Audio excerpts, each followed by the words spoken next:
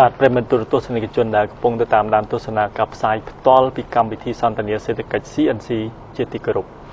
บางกรรมวิธีนี้จับสายจูนจะเรียงรอทั้งไงในเวลาบางใบ30 นาทีรถเสียบางไงทั้งไงนี้เรียงจับดามมุนเมาบันตึกบันไดเด็กจับสายหลังวิ่งคือในเวลาบางใบ30 นาทีได้แล้วในเรื่องนี้ให้ในเรียงรอทั้งไงปุ๊บบาลงเนี่ยหนึ่งบานสวายยุลอมปีนัดกำเนิดในเพียบโจกใจจมวยโลกซิมดาราไอ้ทางนี้โลกซิมดาราก็บานโจคลูนมันเลยขนมบรรทุกสายต้อลจมวยชมบาอะไรในปีนี้บาทจมิบซูโลกดาราบาทจมิบซูมาบาทจมิบซูมาบาทเลยโลกดาราเต็มหมดดาวจังคือถ้าให้นี่ชื่อสัปดาห์ที่บูนบาสัปดาห์ที่บูนให้แต่โลกบานใจจมเลยเราชมไหนดังในพนัดกำเนิดในเพียบโจกใจจูนดอตัวสนิทจุนปันไดโลกดาราทลบใจเลยทัวบริจาคทอมมาเตียนตามไปเยอะโลกเทศกาบันบาน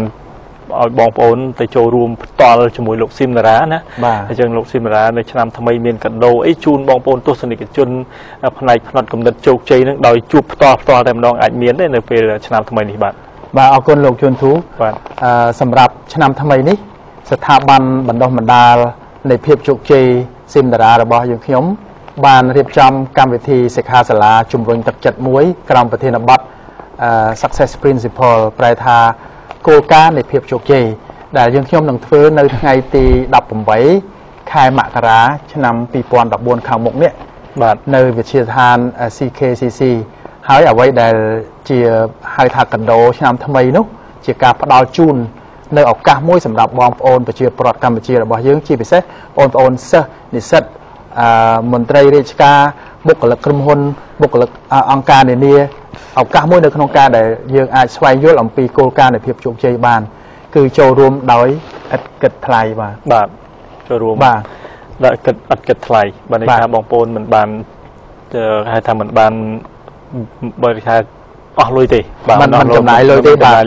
ฟรีบานเดี๋ยวซับทับฟรีทั้งไงที่ดับผมไว้คายมะกราชนำปีปอนดับบนขมุงในไอ้ปั้นแต่สำหรับบอมโอนได้เชียมาจ้าอาชีพกรรมประเทศกรมหุ่นประเทศกรบกรองภายในลุ่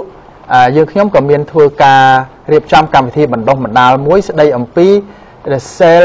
มาสเตอรี่โปรแกรมจากการวิธีบังวักเอาเมียนพิบสตอตจำเนียงแต่ดาว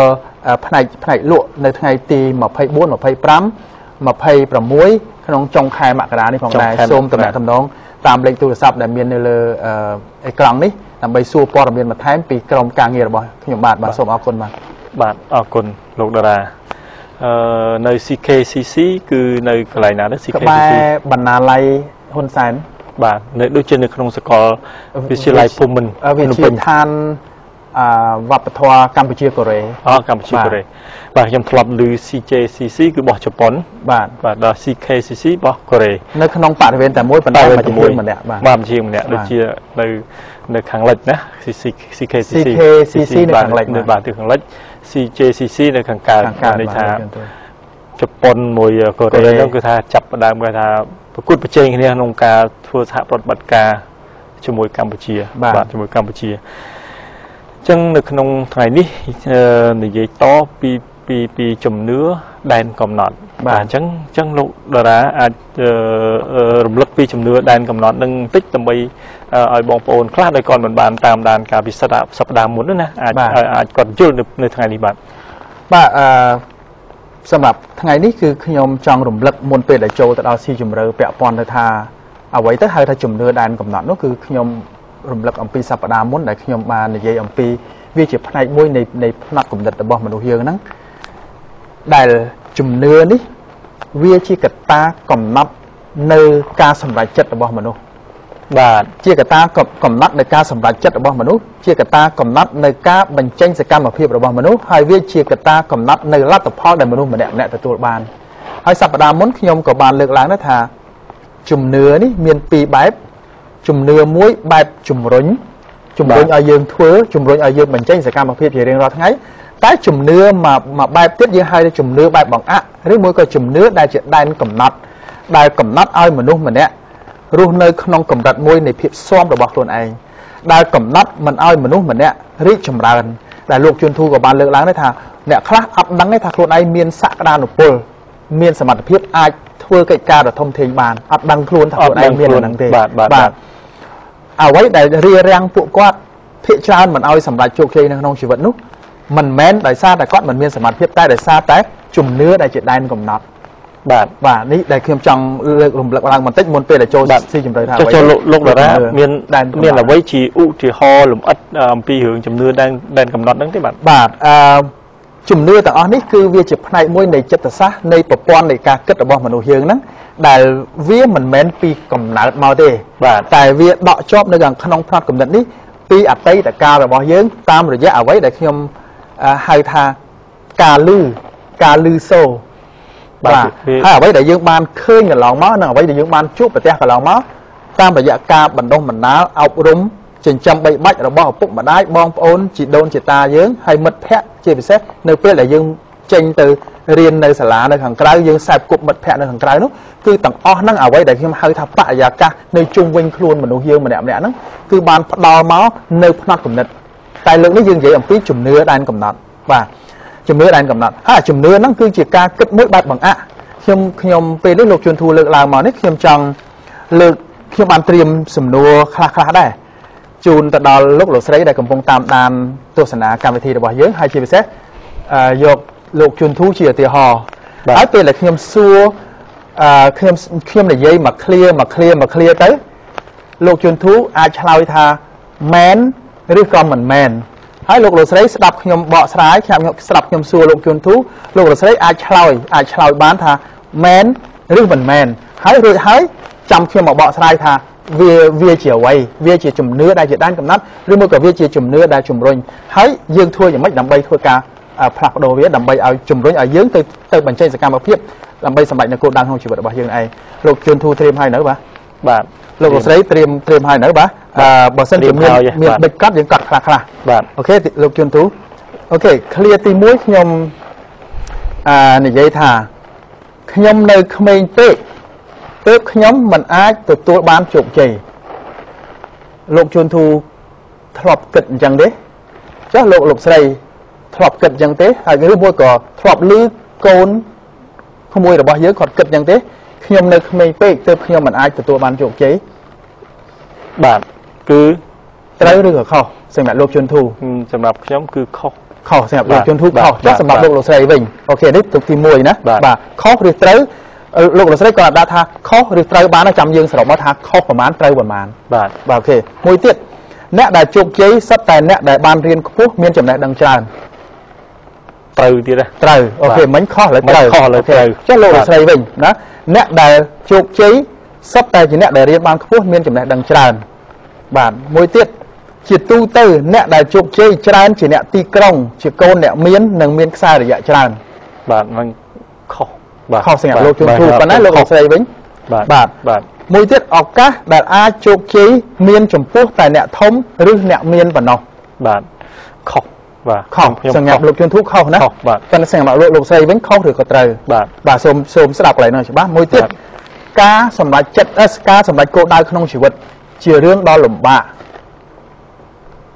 ត្រូវអូខេលោកស្រីត្រូវឬក៏ខុសលើហាបាទ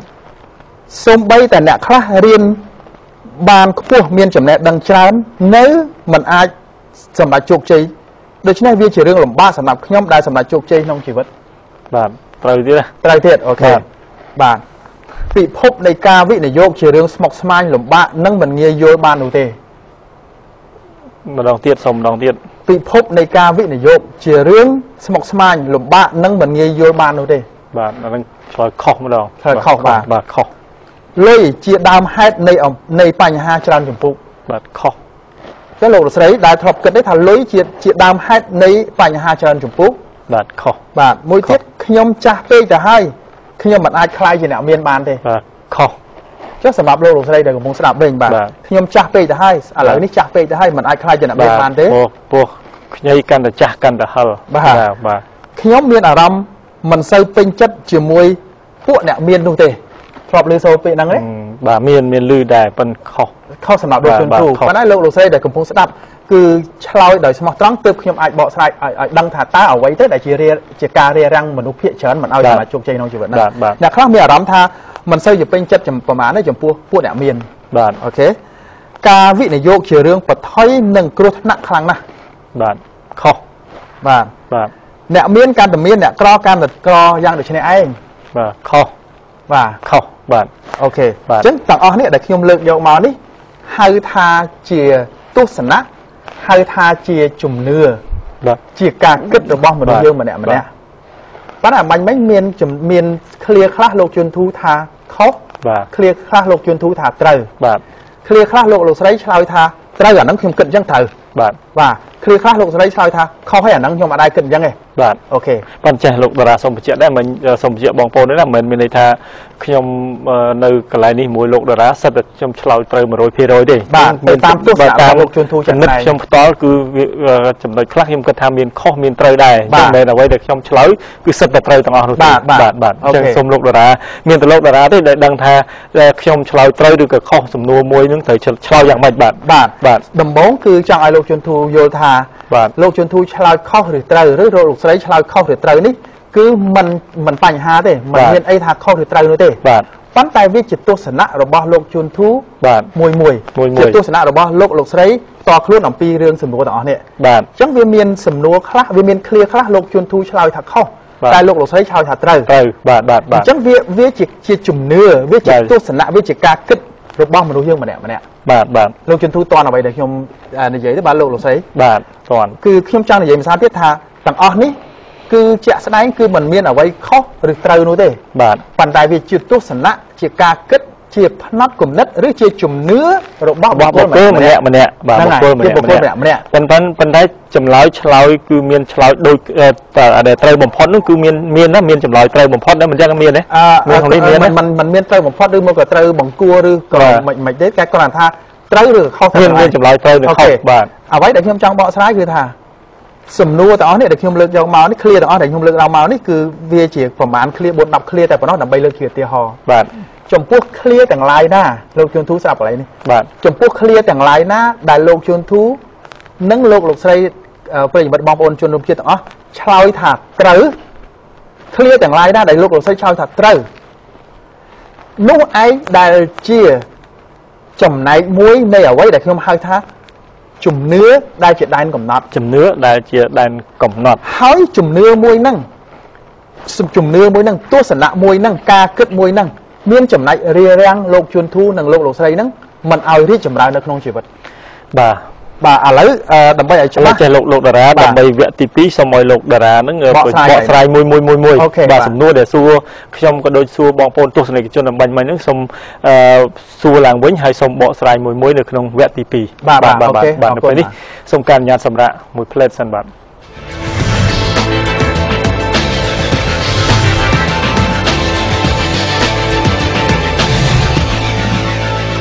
ជួនធូបានវិលត្រឡប់ផ្សារជាថ្មីហើយមុននឹងជួបជាមួយលោកតារាខ្ញុំសូមថ្លែងអំណរគុណចំពោះអ្នកឧបត្ថម្ភនៅក្នុងកម្មវិធីនេះគឺមានចំនួន3អង្គភាពបាទអង្គភាពទី1គឺសមាគមបច្ចេកវិទ្យាកម្ពុជាដែលហៅកាត់ថាស៊ីតាបាទសមាគមនេះគឺជាអ្នកជួយលើកកម្ពស់ផ្នែកវិស័យព័ត៌មានវិទ្យាវិស័យបច្ចេកវិទ្យាព័ត៌មាននៅក្នុងប្រទេសជាតិកម្ពុជាគឺជំរុញវិស័យឯកជននឹងឲ្យប្រើប្រាស់នៅបច្ចេកវិទ្យាដើម្បីធ្វើយ៉ាងណាបង្កើនប្រសិទ្ធភាពនៅក្នុងមុខរបររបស់ខ្លួនហើយមួយទៀតគឺរថយន្ត Subaru បាទរថយន្ត Subaru គឺជាប្រភេទរថយន្តមួយដែលផ្ដោតចក្ខុវិស័យខ្ពស់ទៅលើផ្នែកសុវត្ថិភាពក្នុងការបើកបរទោះបីជាផ្លូវបត់ផ្លូវកោងយ៉ាងណាក៏ដោយគឺតាមរយៈម៉ាស៊ីនផ្ដេកនិងការប្រព័ន្ធ symmetrical four wheel drive ហ្នឹងអាចការពារសុវត្ថិភាពនៅពេលបើកបរហើយមួយទៀតគឺ Simdara Success System បាទរបស់លោកតារាតែម្ដងគឺមានន័យថាជាប្រព័ន្ធបណ្ដុះបណ្ដាលនៃភាពជោគជ័យហើយឈ្មោះថា Simdara គឺដាក់ឈ្មោះខ្លួនគាត់គឺជាឈ្មោះអង្គភាពដើម្បីស្រួលចាំបាទគេបណ្ដុះបណ្ដាលភាពជោគជ័យច្រើនអញ្ចឹងវាបើមិនគ្រាន់តែជោគជ័យវាខុសគ្នាតែជោគជ័យ Simdara អញ្ចឹងគេដឹងថាអ្នកណាជាអ្នកបណ្ដុះបណ្ដាលបាទអរគុណលោកតារាឥឡូវនេះដល់ពេលលោកតារាឆ្លើយមើលតើសំណួរបាញ់មិញហ្នឹងឆ្លើយយ៉ាងម៉េចត្រូវហើយហេតុអ្វីបានជាត្រូវអញ្ចឹងទៅណាបាទខ្ញុំរំលឹកម្សិលទៀតថា clear ប្រយោគដែលខ្ញុំលើកអំបញ្ញមិញនេះគឺมันមានអ្វីខុសឬត្រូវទេតែវាបញ្ជាក់អំពីទស្សនៈរបស់មនុស្សម្នាក់ម្នាក់បញ្ជាក់អំពីផ្នត់គំនិតឬការគិតឬជំនឿរបស់មនុស្សម្នាក់ម្នាក់ហើយខ្ញុំនិយាយថាបើសិនជាលោកស្រីឆ្លើយថាត្រូវលោកជួនធូឆ្លើយថាត្រូវ clear មួយហ្នឹងទស្សនៈមួយហ្នឹងមានចំណែកអានេះខ្ញុំនិយាយតែមួយហ្នឹងទេចុះវាមានទស្សនៈជាច្រើនទៀតដែលយើងរាល់ថ្ងៃនេះយើងមាននៅក្នុងខួរក្បាលរបស់យើងណាដែលវាអាចរារាំងយើងមិនឲ្យយើងទៅបញ្ចេញសកម្មភាពមិនឲ្យទៅសម្រេចចិត្តមិនឲ្យទៅធ្វើអ្វីដែលយើងគួរតែអាចធ្វើបានតែយើងអត់ដឹងខ្លួនឯងឥឡូវខ្ញុំរំលឹកឡើងវិញអំបញ្ញមិញនេះទី1ដែលខ្ញុំនិយាយថាខ្ញុំនៅក្មេងពេកទើបខ្ញុំមិនអាចទទួលបានជោគជ័យបាទសម្រាប់លោកជួនធូឆ្លើយថាខុសខ្ញុំឆ្លើយថាខុសបាទដោយសារតែខ្ញុំឃើញលោក Mark Zuckerberg ណាម្ចាស់ Facebook នេះគាត់នៅក្មេងប៉ុន្តែគាត់មានលុយច្រើនអញ្ចឹងបានខ្ញុំឆ្លើយថាខុសបាទប៉ុន្តែលោកជួនធូឆ្លើយថាខុសអញ្ចឹងជំនឿនេះមិនមែនជាជំនឿដែលជាដែនកំណត់សម្រាប់លោកជួនធូនោះទេបាទប៉ុន្តែសម្រាប់បងសិស្សសានុសិស្សមួយចំនួនដែលគាត់រាល់ថ្ងៃកំពុងតែនៅសិក្សាគឺគាត់អត់ទាន់គិតអីទាំងអស់គាត់អត់ទាន់មានភាពជោគជ័យក្នុងជីវិតពីព្រោះគាត់អាចមានជំនឿហ្នឹងថាខ្ញុំនៅក្មេងពេកបាទខ្ញុំនៅក្មេងពេកអញ្ចឹងជំនឿមួយហ្នឹងកាលណាគាត់គិតថាអាហ្នឹងត្រូវហើយពីព្រោះខ្ញុំនៅក្មេងអញ្ចឹងជំនឿហ្នឹងគឺរារាំងគាត់អត់ឲ្យគាត់ទៅធ្វើការបញ្ចេញសកម្មភាពនោះទេលុះត្រាតែចាំដល់ពេលអាយុណាមួយនោះដែលគាត់គិតថាចាស់នោះទើបគាត់នឹងចាប់ផ្ដើមធ្វើប៉ុន្តែយើងសង្កេតឃើញជាក់ស្ដែងថានៅក្នុងសង្គមរបស់យើងក្តីនៅក្នុងពិភពលោកយើងក្តីគឺអ្នកដែលទទួលបានជោគជ័យទាំងនៅវ័យក្មេងហ្នឹងគឺមានច្រើនទាំងនៅវ័យក្មេងដូច្នេះចំណុចមួយនេះគឺมันគួរយកមកជាជំនឿសម្រាប់ខ្លួនឯងថាហ្នឹងត្រូវតែអញ្ចឹងនោះទេបាទសុំតាមលោកតារាទីដោយសារមាននៅស្រុកខ្មែរយើងខ្ញុំធ្លាប់ឮចាស់និយាយណាចាស់ថាងបងឯងនៅក្មេងណាស់មិនតាន់កាន់ការធំមិនតាន់ធ្វើកិច្ចការធំបានទេតើពាក្យសម្ដីទាំងអស់ហ្នឹងតើពាក្យសម្ដីធ្វើឲ្យមានជំនឿដែនកំណត់ក្នុងខ្លួនក្មេងដែរឬទេបាទអញ្ចឹងពាក្យសម្ដីទាំងអស់ហ្នឹងគឺបើសិនណាជាកូនក្មេងម្នាក់ហ្នឹងឮហើយគាត់ពាក្យសម្ដីហ្នឹងមានឥទ្ធិពលលើគាត់ទទួលយកបាទអញ្ចឹងគាត់មានដកជាប់នៅផ្នត់គំនិតដែនកំណត់មួយគឺថាគាត់អត់ទាន់អាចជោគជ័យពីព្រោះអ៊ំម្នាក់ហ្នឹងប្រាប់ខ្ញុំថាអញ្ចឹងអ៊ំម្នាក់ហ្នឹងប្រាប់ថានៅក្មេងខ្ចី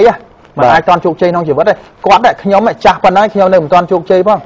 អញ្ចឹងគាត់បានកំពុងតែបណ្ដុះនៅប្រព័ន្ធជំនឿដែនកំណត់មួយជំនឿអវិជ្ជមានមួយទៅដល់ក្មេងម្នាក់ក្មេងបើឲ្យក្មេងជំនាន់ក្រោយបាទហើយអ្វីដែលយើងហៅថាព្រំលិខិតតាមពិតមិនមែនព្រំលិខិតទេគាត់តែជាអ្នកកំណត់ថាឲ្យក្មេងហ្នឹងកុំឲ្យជោគជ័យពីព្រោះគាត់នៅក្មេងសូម្បីតែគាត់ចាស់ហើយគាត់អត់ទាន់អាចជោគជ័យផងបានផងណាលោកជួនធូប៉ុន្តែកុំជឿលើខ្ញុំប៉ុន្តែលោកស្រីលោកជួនធូពិនិត្យមើលនៅក្នុងសង្គមយើងនៅក្នុងពិភពលោកមានអ្នកដែលជោគជ័យទាំងនៅវ័យក្មេងហ្នឹងមានទេបាទអូសុំថែមទៀតណាចេះតែឮពាក្យខ្មែរច្រើនចឹងបាទគឺមានពាក្យខ្មែរយើងទៀតណាគ្រូទាយម្ដាយថាបាទគ្រូទាយនឹងចេះតែទាយថានឹងចេះអានេះចេះមិនអាចរស់ស៊ីមានមិនស្អីចឹងទៅដល់ម្ដាយចេះតែថាឲ្យកូនឯងមិនកើនមិនកំណើតអីចឹងទៅអាគ្រូទាយម្ដាយថាហ្នឹងអាមិនវិញអាហ្នឹងគឺការបើសិនជាហេតុអីគាត់មិនទាយថាកូនឯងនឹងខ្លាយទៅជាអ្នកមានបាទកូនឯងធំឡើងនឹងខ្លាយជាមហាសេដ្ឋីហ្មងហើយនេះគ្រូទាយហ្នឹងមិនព្រមទាយថាសំណាងកើតមានចំពោះប្អូនចាប់ផ្ដើមធ្វើការគ្រប់ការងារទាំងអស់ប្អូននឹងទទួលបានជោគជ័យអ្វីដែលប្អូនមិនទទួលជោគជ័យវាគ្រាន់តែជាបទពិសោធន៍ហេតុអីគាត់មិនបង្រៀនអញ្ចឹងគាត់មិនទាយអញ្ចឹងបាទអញ្ចឹងគ្រូទាយក្តីម្ដាយថាក្តីគឺបើទាយទាំងថាហ្នឹងឲ្យតែមានចំណែកមួយបង្អាក់អាហ្នឹងគឺយើងត្រូវគិតឡើងវិញអាហ្នឹងបានន័យថាឲ្យតែទាយឲ្យតែថាបង្អាក់គឺបានន័យថាបង្កើនជំនឿដែនកំណត់ឲ្យគេបាទបើអញ្ចឹងគាត់ថាធ្វើម៉េចឲ្យតែបានជោគជ័យគឺមានន័យថាទម្លុះទម្លេងលើវាទម្លុះឧទាហរណ៍ថាពីរអ្នកហ្នឹងគឺចង់រៀបការជាមួយគ្នាតែគ្រូថាត្រូវថ្ងៃខែអត់ត្រូវបាទហើយម្ដាយក៏មើលទៅថាជឿលើគ្រូទាយថាអត់ត្រូវទេអញ្ចឹងថ្ងៃខែឆ្នាំកំណើតអត់ត្រូវគ្នាហ្នឹងគឺគាត់មិនអាចរៀបការជាមួយគ្នាបានអាហ្នឹងជាដែនកំណត់ទេបាទអញ្ចឹងគាត់ក៏អត់រៀបការជាមួយគ្នាប៉ុន្តែមួយខែក្រោយមកទុំនឹកទៅមើលឡើងវិញអូមិនមែនឆ្នាំហ្នឹងផងទៅឲ្យគ្រូទាយភាសាទៀតគឺដល់គ្រូមើលភាសាទៀតអូបើឆ្នាំនេះមិនត្រូវចុះពីរហ្នឹងការមួយគ្នាបានលើកមុននោះប៊ីនឹងអត់បានការមួយគ្នាលោកជួនគ្រូដោយសារអីឥឡូវដោយសារអីមិនមែនដោយសារតែគាត់មិនអាចរៀបការជាមួយគ្នាបានណាដោយសារតែការរារាំងមួយគឺជំនឿមួយដែលជាដែនកំណត់បាទជំនឿដែនកំណត់គ្រូទាយម្ដាយថាគ្រូទាយម្ដាយថាបាទអរគុណបាទសូមលោកដល់តទៀតគឺខ្ញុំលើកយកពាក់ព័ន្ធទៅនឹងរឿងលុយកាក់ម្ដងខ្ញុំគិតថាវាសំខាន់បាទមានអ្នកខ្លះចង់ធ្វើអាជីវកម្មចង់ធ្វើការវិនិយោគចង់ខ្លាយទៅជាអ្នកមានបាទប៉ុន្តែមានទស្សនៈមួយមើលឃើញថា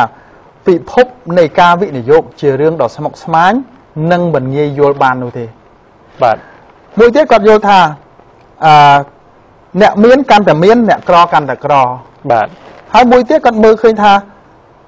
លុយជាអាចជាដើមហេតុនៃអំពើអាក្រក់ឬមួយក៏បញ្ហាជាច្រើន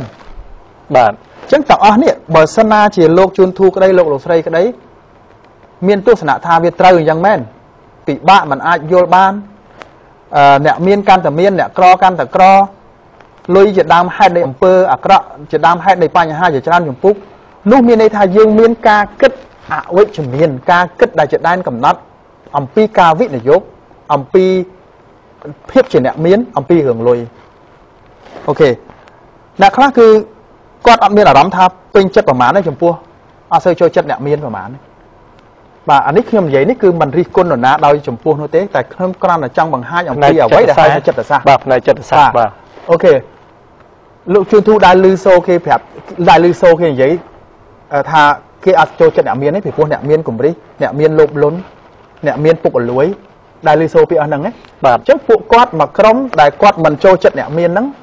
គឺគាត់មានផ្នែកគំនិតមួយអវិជ្ជមានចំពោះរឿងភាពជាអ្នកមានបាទប៉ុន្តែសំណួរសួរថាមិនសំណួរសួរថាគាត់ចង់មានលុយច្រើនទេបាទចង់មានលុយច្រើនលោកលោកស្រីបើសិនជាលោកស្រីឆ្លើយថាត្រូវលោកស្រីត្រូវចាំថាលោកលោកស្រីចង់បានលុយច្រើនប៉ុន្តែយើងមិនចូលចិត្តអ្នកមានយើងមិនចូលចិត្តការវិនិយោគយើងមិនចូលចិត្តការធ្វើអាជីវកម្មប៉ុន្តែលុយច្រើននេះគឺជាលទ្ធផលពីភាពជាអ្នកមានលុះត្រាតែយើងខ្លាយជាអ្នកមានទើបយើងមានលុយច្រើនលុះត្រាតែយើងស្រឡាញ់អ្នកមានទើបយើងមានឱកាសមានលុយច្រើនលុះត្រាតែយើងស្រឡាញ់ការវិនិយោគការធ្វើអាជីវកម្មទើបយើងមានឱកាសមានលុយច្រើនប៉ុន្តែបើសិនជាផ្នត់កំណត់ឬមួយក៏ការគិតរបស់យើងអវិជ្ជមានចំពោះអ្នកមាន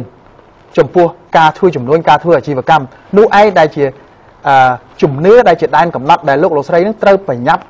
នៅក្នុងការឃ្លៀអានឹងចេញបកស្រាយដោះស្រាយបញ្ហានឹងចេញបើមិនអញ្ចឹងទេគឺយើងគ្រាន់តែត្រឹមតែមកចង់បានមានចង់ធ្វើជោគជ័យក្នុងចំនួនប៉ុន្តែយើងអត់មានឱកាសពីព្រោះផ្នត់កំណត់របស់យើងហាមឃាត់យើងរារាំងយើងមិនឲ្យយើងទៅធ្វើពីព្រោះទៅធ្វើអាហ្នឹងគឺកន្លែងហ្នឹងកន្លែងពិភពនៃបញ្ហាឬមួយក៏ការលំបាកការស្មុគស្មាញដែលមិនអាចយល់បានបាទសុំសួរមួយដោយសារពេលវេលាខ្លីលោកតារាឲ្យកែថាឲ្យដូរចិត្តឲ្យយើងចូលចិត្តអ្នកមានស្រឡាញ់អ្នកមានយើងគណដូរចិត្តអញ្ចឹងតើយើងខ្លាចជាអ្នកមានភ្លាមទេបាទអត់វាជាការចាប់ផ្ដើមបាទវាជាការចាប់ផ្ដើមវាចាប់ផ្ដើមដោយរបៀបណាទៅបាទចាប់ផ្ដើមដំបូងតើតែយើងមានទស្សនៈល្អទស្សនៈជំរុញអំពីរឿងលុយរឿងការវិនិយោគអំពីភាពជាអ្នកមានសិនតើយើងចាប់ផ្ដើមមានទស្សនៈនោះសិនចាប់ផ្ដើមមានផ្នត់គំនិតដែលត្រឹមត្រូវសិនមុនពេលដែលយើងទៅធ្វើកិច្ចការដែលអ្នកមានអ្នកជោគជ័យគេធ្វើបាទអញ្ចឹង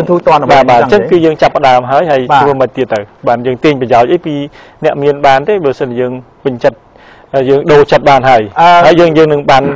យើងដូរចិត្តហើយយើងនឹងបានអ្វីពីរឿងការដូរចិត្តនឹងដើម្បីឲ្យលោកជួនធូត្រូវយល់លោកលោកស្រីត្រូវយល់អំពីចិត្តសាស្ត្របាទកាលណាយើងស្រឡាញ់យើងចូលចិត្តយើងគ្រប់គ្រងយើងជឿជាក់ទៅលើអ្វីមួយបាទយើងជាមនុស្សម្នាក់នៅក្នុងចំណោមហ្នឹងយើងចូលចិត្តយើងពេញចិត្តយើងជឿជាក់ទៅលើអ្វីមួយបាទយើងជាមនុស្សម្នាក់នៅក្នុងចំណោមហ្នឹងតែបើសិនណាជាយើងមិនជឿជាក់យើងមិនពេញចិត្តយើងមិនទុកចិត្តចំពោះបញ្ហាអ្វីមួយគឺយើងមិនមែនជាបញ្ហាហ្នឹងទេយើងមិនមែនយើងដកខ្លួនយើងចេញឧទាហរណ៍ថាបើសិនណាជាយើងស្អប់អ្នកមាននោះមានន័យថាយើងមិនមែនអ្នកមានទេបាទបើសិនជាយើងអ្នកមានដែរយើងអត់ស្អប់អ្នកមានលោកគ្រូនេះគេតែចិត្តណាទៅក្បែរគ្នាបាទបើសិនជាយើងស្អប់អ្នកមាននោះមានន័យថាអ្នកក្រហើយម្នាក់ហ្នឹងក្រទេបាទគាត់ស្អប់អ្នកមានបាទលោកជំទូមែនទេលោកជំទូបាទបើសិនជាមានមនុស្សម្នាក់ស្អប់ពិធីករបាទមានន័យថាគាត់ជាពិធីករដែរទេមិនអាចទេព្រោះគាត់ស្អប់ហើយមិនបានអត់មានគោលដៅទៅចង់ធ្វើពិធីករទេលោកជួយតតទេកន្លែងហ្នឹងវាមកคลิกកន្លែងហ្នឹងវាមកចំណុចមកកុងតាក់មួយកន្លែងហ្នឹងគ្រាន់តែយើងផ្លាស់ប្ដូរការគិតប៉ុន្តែការផ្លាស់ប្ដូរការគិតផ្លាស់ប្ដូរផ្នត់គំនិតនេះវាត្រូវឆ្លងកាត់ការវឹកវើការវឹកហាត់បាទទើបតែខ្ញុំហៅថាកម្មវិធីបណ្ដុះបណ្ដាលរបស់ខ្ញុំនេះគឺកម្មវិធីបណ្ដុះផ្នត់គំនិតនៃភាពជោគជ័យនៅក្នុងជីវិតនៅក្នុងអាជីវកម្មនិងភាពជាអ្នកដឹកនាំពាក់ព័ន្ធទៅនឹងផ្នត់គំនិតនឹងទាំងអស់លោកយន្តទូបាទអញ្ចឹងគឺតើចង់បានអ្វីតើស្រឡាញ់របស់នោះបានបាទអញ្ចឹងចង់បានលុយតើ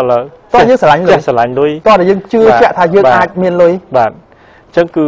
ដូរចិត្តគឺថាកំណត់គោលដៅចង់បានអ្វីគឺដូរចិត្តទៅស្រឡាញ់របស់នោះភ្លាមអញ្ចឹងវានឹងស្រូបទាញទៅរបស់នោះបាទប៉ុន្តែដោយសារពេលវេលាថ្ងៃនេះនៅវាមានកំណត់សប្តាហ៍ក្រោយខ្ញុំនឹងបកស្រាយថាតើការផ្លាស់ប្ដូរយើងធ្វើវិធីណាដែលយើងអាចផ្លាស់ប្ដូរបានយើងផ្លាស់ប្ដូរងាយស្រួលទេនៅក្នុងការផ្លាស់ប្ដូរលោករដ្ឋស្រីដែលកំពុងតាមដានស្ដាប់ខ្ញុំនេះអាចផ្លាស់ប្ដូរបានទេខ្ញុំនឹងបកស្រាយនៅសប្តាហ៍ក្រោយលោកជួនធូបាទអរគុណលោកស៊ីមតារាបាទអរគុណបាទ ban tùm lụt tùm liê nâu chùm nưa đen cầm nọt bà khắc khắc hay chùm nưa đen cầm nọt đi